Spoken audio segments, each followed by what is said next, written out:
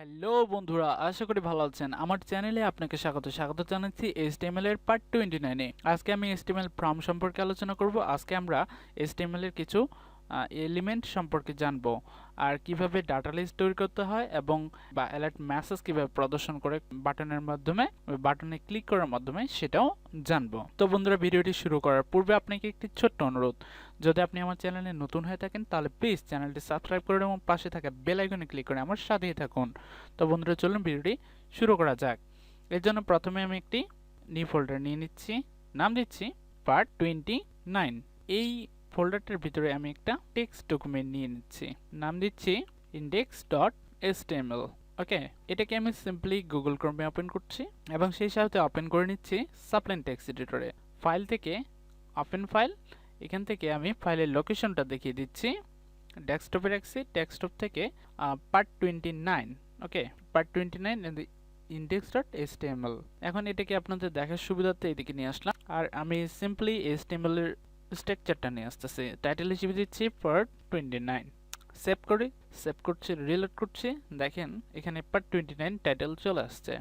তো বন্ধুরা, আজকে আমি ডাটা লিস্ট সম্পর্কে আলোচনা করতে চলেছি। তো বন্ধুরা, ডাটা লিস্ট সম্পর্কে আলোচনা করার পূর্বে আমি প্র্যাকটিক্যালি বিষয়টা দেখাচ্ছি যে ডাটা লিস্ট কিরকম হয়। তো এজন্য আমি একটা এক্সাম্পল এখানে রেখেছি তৈরি করে। তো ডাটা লিস্ট মূলত এরকম যে এখানে একটা বক্স থাকবে আর বক্সের কতগুলো ডাটা দেওয়াই থাকবে অলরেডি। ওকে, তো আপনারা এখন ভাববেন যে আগে আমরা সিলেক্ট ব্যবহার করবেন, সিলেক্ট বক্স তৈরি করেছি ওটারই মতো, তাই না? যেখানেও রয়েছে কিছু কিছু অপশন। ওকে, তো এই যে এর জন্য আমি উপরে একটা সিলেক্ট বক্স বা সিলেক্ট ইনপুট বক্স তৈরি করে রেখেছি। এখানেও কিন্তু অপশন রয়েছে, এগুলো আমরা সিলেক্ট করে দিতে পারি। কিন্তু এখানে একটা অসুবিধা হচ্ছে যে আমরা এর ব্যতীত এখানে যেগুলো রয়েছে অপশন, এই অপশনগুলো ব্যতীত আর অন্য কোনো অপশন এখানে দিতে পারবো না বা এখানে কোনো টাইপও করতে পারবো না আমরা। কিন্তু ডাটা লিস্টে আমরা সেই অপশনগুলো ব্যতীত, এই অপশনগুলো ব্যতীত অন্য কিছু এখানে টাইপ করতে পারি এবং দিতে পারি। সাপোজ ধরুন আমরা লিখছি CH, যদি CH দিয়ে দিই অলরেডি আমাদের এখানে শো করতেছে ক্রোম। ওকে, তো এর বাইরেও আমরা লিখতে পারি অন্য কিছু, ঠিক আছে? কিন্তু আমরা সিলেক্ট বক্সে আমরা কিছুই লিখতে পারবো না এই অপশনগুলো ব্যতীত। এখানে এটাই হচ্ছে সুবিধা যে আমাদের যেগুলো লিস্ট তৈরি করা রয়েছে বা অপশন তৈরি করা রয়েছে, এখানে যদি আমরা একটা অক্ষর শুধু চাপি তাহলে সেটা আমাদের নিচে প্রদর্শন করে দিবে। সাপোজ আমি এস চাপছি, দেখেন সাফারির এস, প্রথমে এস রয়েছে, এই সাফারিটা প্রদর্শন করে দিচ্ছে। এখান থেকে আমি এখন সিলেক্ট করে দিতে পারি। আশা করি বুঝতে পারছেন এটা আমরা কিভাবে তৈরি করব সেটাই আমরা আজকে দেখব। পূর্বের টিউটোরিয়ালে আমি দেখিয়েছি সিলেক্ট বক্স কিভাবে তৈরি করে। তো আজকে টিউটোরিয়ালে আমরা ডাটা লিস্ট তৈরি করা দেখব। এরপরে আমরা অন ক্লিক বাটন, অর্থাৎ একটা এই বাটন, এখানে একটা বাটন দেখা যাচ্ছে ক্লিক মি, ওকে নামের, এই বাটনটিতে ক্লিক করলে একটা অ্যালার্ট বক্স প্রদর্শন করবে। দেখেন এখানে লেখা আছে হ্যালো ইউটিউব ফ্রেন্ডস, এখানে ওকে বাটন রয়েছে। যখনই আমি এটাতে ক্লিক করছি তখনই সেই অ্যালার্ট বক্সটা প্রদর্শন করছে। তো এটা আমরা কিভাবে তৈরি করব সেটাও আজকে দেখব। আচ্ছা, প্রথমে আমরা ডাটা লিস্ট তৈরি করাটা দেখে নেই। এর জন্য আমাদের প্রথমে ফর্ম এলিমেন্ট নিয়ে নিতে হবে। এই ফর্মের ভিতরে আমরা প্রথমে একটা ইনপুট নিয়ে নিব। এখানে ইনপুটের টাইপ এবং নেম কোনোটাই আমাদের দরকার নেই। এখানে আমাদের একটা অ্যাট্রিবিউট দরকার আছে, সেটা হচ্ছে লিস্ট। ওকে, লিস্টের ভিতরে আমরা দিব একটা নেম। সাপোজ ধরুন একদম এরকমই একটা তৈরি করতে চাচ্ছি আমি।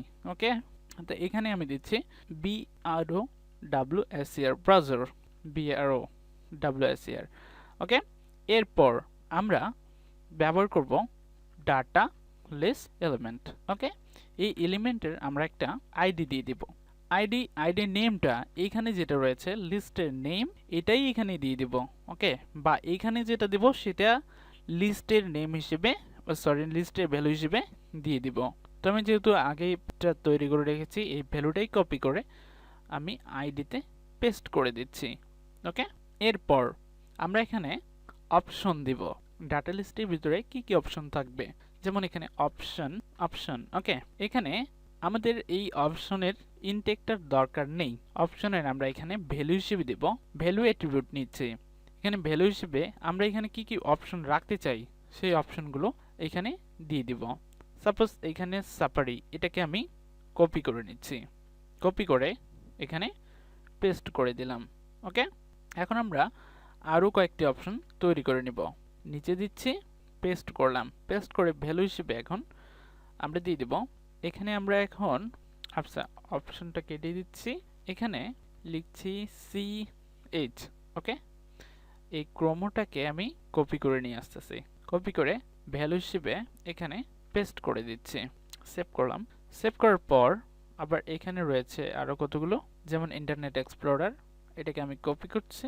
কপি করে এখানে আরেকটা অপশন নিয়ে নিচ্ছি, অপশন, এখানে ভ্যালু হিসেবে ভ্যালু পেস্ট করে দিচ্ছি। এখানে ক্রম, এটার প্রয়োজন হবে না। তো আমরা এই তিনটাই হচ্ছে অপশন দিচ্ছি।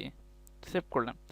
সেভ করে এখানে পার্ট 29 টাইটেল হিসেবে পার্ট 29, এখানে পার্ট 29 ট্যাবে আমি রিলোড দিচ্ছি। দেখেন এখানে একটা ডাটা লিস্ট তৈরি হয়ে গেছে।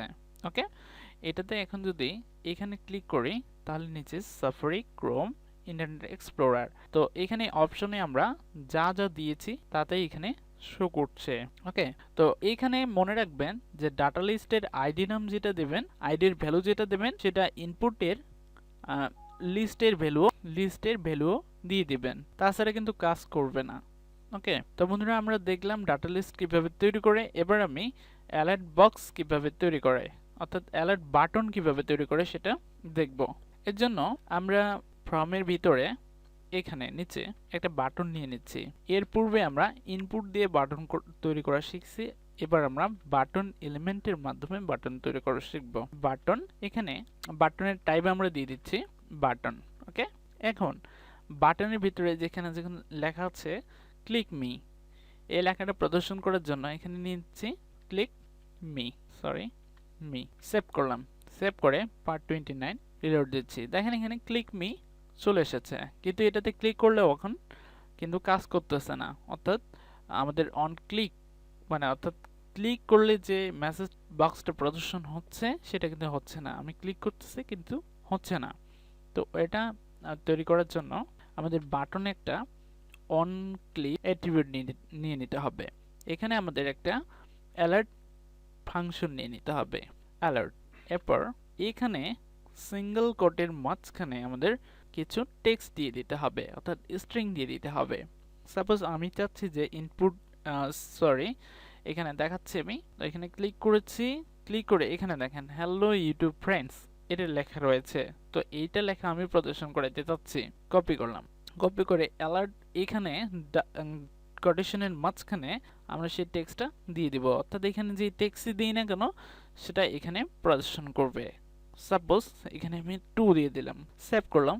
সেভ করে এখানে চলে যাচ্ছে, এখানে ক্লিক মি বাটনে ক্লিক করছি, প্রদর্শন করছে হ্যালো ইউটিউব ফ্রেন্ডস 2।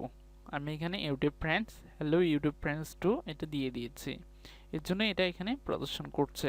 তো বন্ধুরা আশা করি বুঝতে পেরেছেন। আজ এই পর্যন্তই। ভালো থাকবেন, সুস্থ থাকবেন, দেখা হচ্ছে পরবর্তী টিউটোরিয়ালে। আর আমার ভিডিওটি দেখে যদি আপনি কিছু শিখতে পারেন তাহলে প্লিজ ভিডিওটিতে একটি লাইক করবেন এবং কমেন্ট করে জানাবেন আপনার মূল্যবান মতামত।